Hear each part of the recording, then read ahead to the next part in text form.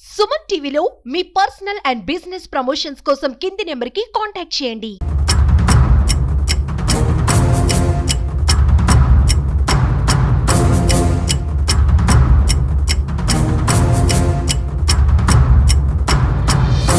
మండలము సంజామల గ్రామం సార్. మాకు శ్మశానం 60 సెంట్లు. 60 సెంట్లలో మాకు ఏది లేకుండా చేసినాడు. మాకు బూర్చుకొనికే లేదు.